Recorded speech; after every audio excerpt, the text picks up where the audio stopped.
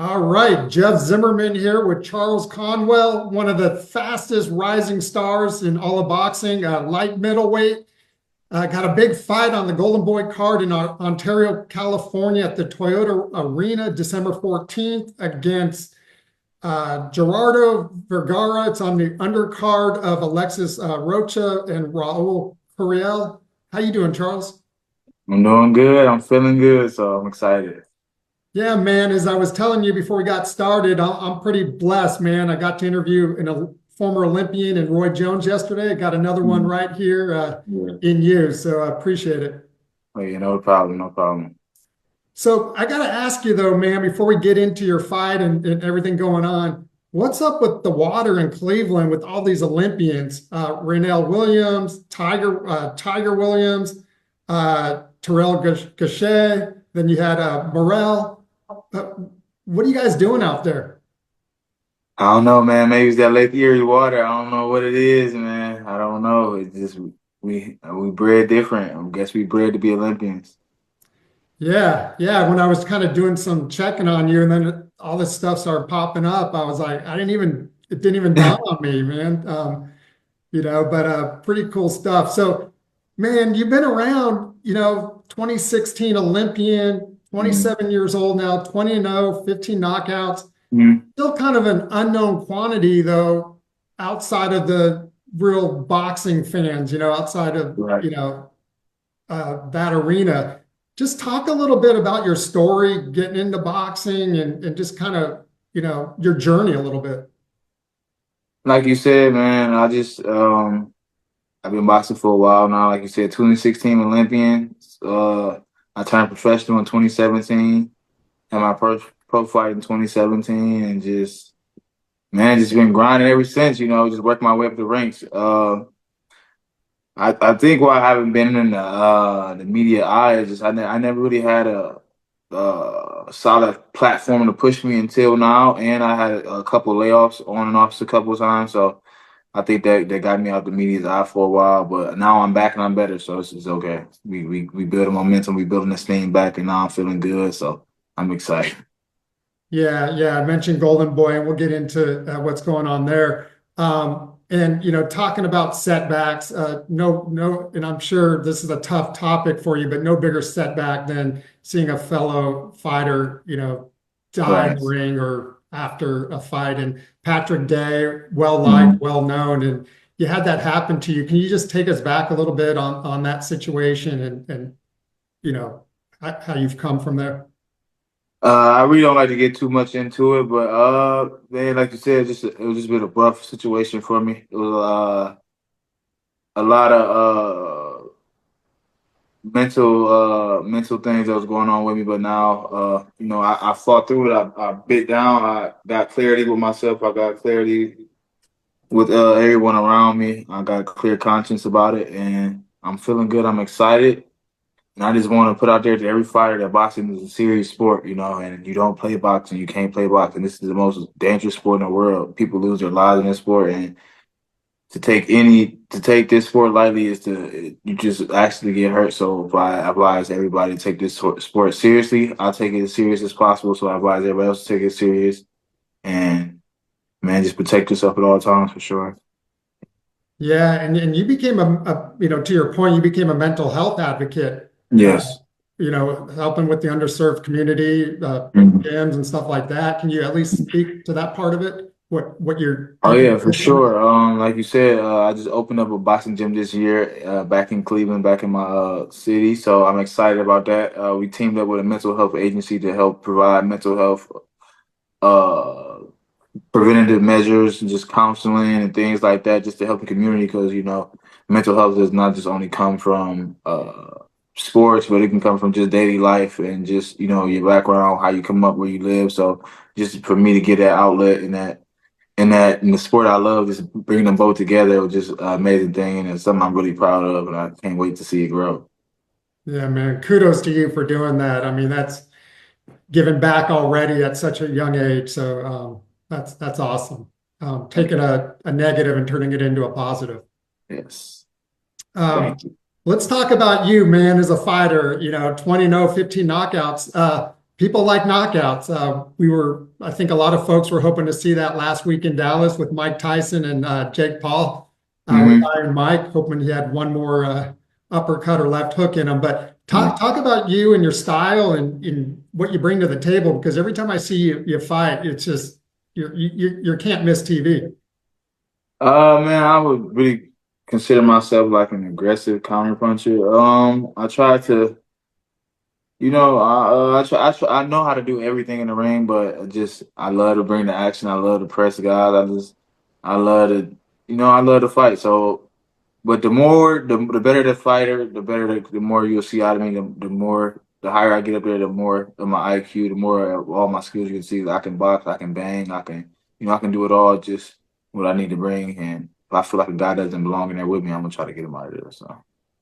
Yeah, has there been any frustration? Just usually Olympian, in the old days, it was like it's your meal ticket to a big pro career and so Mhm. forth. Now you're 27, you see a lot of these younger guys with titles and things like that. Maybe hadn't gone through the road you had. Do you ever think about that, or this path was just meant for you? I'm still $1 million fighter. It's just my everybody's path is different, you know. So, but just to see my stablemates and people I came up with, it excites me. It let me know that I'm on the right path and that I know my future is bright because I came up with these guys. I trained with them. I fought with them back in the amateurs and all the way up until now, and to see how far they came, and I know how much work they put in, how much work I put in. So I just know my time is gonna come. Talk about some of those guys that you share the ring with, Charles, just coming up and Oh yeah, Shakur Stevenson, Devin Haney. I came up with a lot of different guys. Who else was real known? Jerron Ennis. We all came. Gary Russell. Everybody got their world. Teofimo Lopez. Everybody got their world title shot. So it's like it's only inevitable for me to get mine. I'm on the right path. I'm winning. I'm at the top of I'm at the top of the division. So my time's gonna come for sure. yeah, and you're with one of the top promoters now, Golden Boy. You got two legends in your Yes, corner, sir. Oscar De La Hoya and B Hop Bernard Hopkins. Talk about signing with them and what that experience has been like so far. And signing with those guys it's like a breath of fresh air. It's something new. It was something new. Man, they fulfilling their promises to me. They keeping me active in the ring. So that was one of the real big things I wanted to do, stay active. And they've been doing this my third fight in 9 months. So I'm excited about that. Giving me back to that prospect feel like when I first started pro. So I'm excited about that. And just man, steady the zone push. You getting the zone push, getting those eyes on you. So it's always just good with those guys, man. It's been a pleasure, and I can't wait to see what the future holds. I know B Hop is one that loves to give advice and help young fighters. Same with Oscar, but have they given you any particular advice? Just joining the team and Man, just stay hungry and stay motivated. To be honest, man, just stay hungry and stay motivated, and your time gonna come. Every time I go out to the last two fights I've been with him, and Bernard's been like, man, stay hungry, stay motivated. Your time gonna come. Like you closer than you think. So just stay hungry and stay motivated. And same with Oscar. And I know with them and with all the Riyadh season and everything out there now, it's only right for me to get a big fight sooner than later. B Hop lost his first pro fight. Did you know that? Yeah, I knew that. I knew that. It's crazy. Yeah, it's amazing, right? I mean, if you think about it today, if that were to happen, Man, real underdog story. yeah, the way he grinded, incredible. But yeah, I know you got their backing. I mean, Oscar said in the ring after your last fight, he's now ready for a world title, and we're going after it. How did that make you feel? I'm excited. This is what when you first become a boxer in general, you want to be a world champion. You want to have a belt. That's what you dream of. Want to have a belt. And when I turn pro and when I retire, and I want to be a legend and I want to be a champion. That's what it's all about. You want to be a champion and you want to be a legend and you want to get as much out of the sport as you can and leave your legacy in the sport. So you were there. You were on the undercard of Vergil Ortiz and Bochuk. Mhm. You said afterwards you feel like your level's about above those guys. Mhm. Yes, I think it was a good fight. I think it was a real good fight, a close match, but I think with the things I know and and the way I fight, I think I could be both of those guys. I think that my time's gonna come, and I can't wait till the opportunity comes and I can show the world how great I am. But until then, I'm gonna worry about the opponent I got December 14th, and then I know the future. What the future holds is something big for me. We both signed the Golden Boy, so that fight can definitely happen. And if Boachuk wins or whatever happens after that, you know, I'm available. I'm open. I'm excited for what's to come next. Let me ask you this though, because again, somewhat an unknown quantity. So you're kind of in that risk versus reward situation, Yeah. right?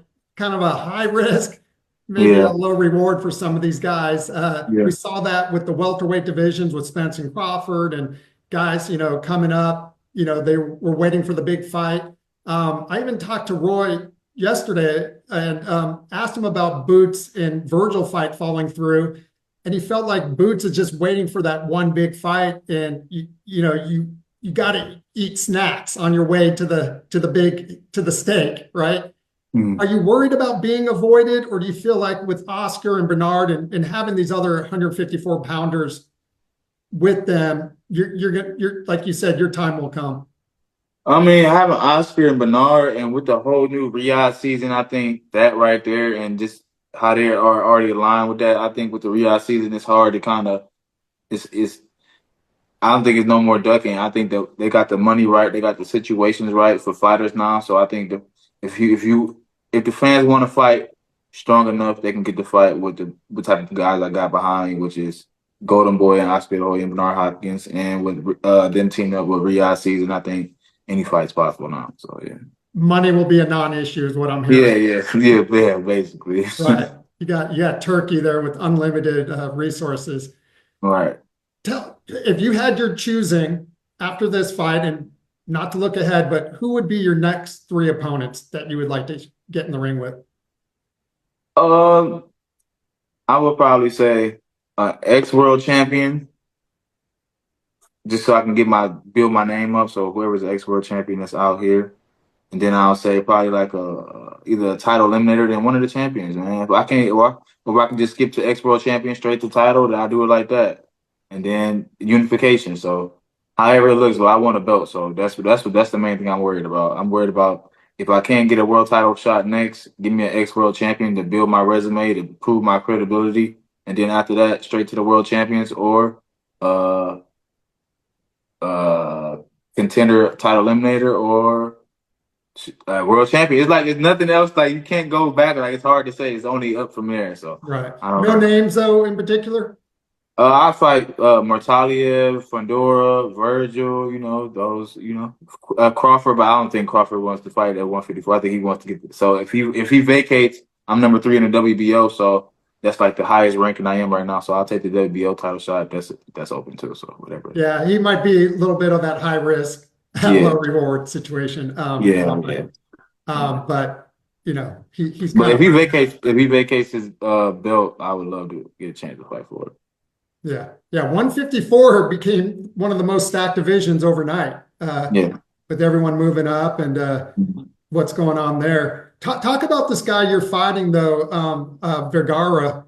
What do you know about him? What does he bring to the table? Obviously, just listening to you here, you don't overlook anybody once you step between the ropes. But what do you know about this guy? I know that he's 20-0 southpaw pressure fighter from Argentina, and he's undefeated. So I know he's coming in hungry. He's southpaw, so that's always a good look, something different. He's aggressive, and he's coming to win, man. When you undefeated, you got a winning mindset. You don't come in thinking about losing. You come in thinking about winning and taking your career to the next level. So I know this fight right here, for me to go to the next level, I need to perform at the top level and to show the division why I'm here and who I really am. So I can't have no slip ups, no mistakes. I got to go in locked in and treat this like this is my world title shot. Yeah, but it sounds like 2025. You're hoping to be This your should be a breakout big year. Yeah, I think 2025 should be my big year. I'm excited for it too. I can't wait to see what's to come. Yeah, I can tell, man. I'm excited to see, just learning more about your story and reading up on it. The way that you persevered and stuck through it. It seems like it's giving you an extra boost you know, Yeah. like in your career? Yeah, I think so, man. I think it made me appreciate it, and then with all the stuff that happened in my career, man, I'm just really appreciating the journey now. To be honest, I learned to appreciate the journey and to take it one step at a time. I know my time is gonna come. I gotta be ready when it do come. I gotta make sure I'm at the top of my game. So I'm just enjoying the journey, taking it one step at a time. To be honest. What should we expect December 14th, Ontario, California? You mentioned the eyeballs on DAZN. Not a lot going on, at that time. So a lot of people will be watching it. December 14th. Just make sure you guys tune in. It's gonna be a dominant performance. I'm gonna show you guys why I'm one of the best, why I'm the best in the division, and why I will be world champion sooner than later. Charles, man, good luck. I'm glad we got to do this, man, and I'll be looking forward to it. And hopefully we can do it again soon. Yes, sir. Thank you. All right, buddy. Thank you.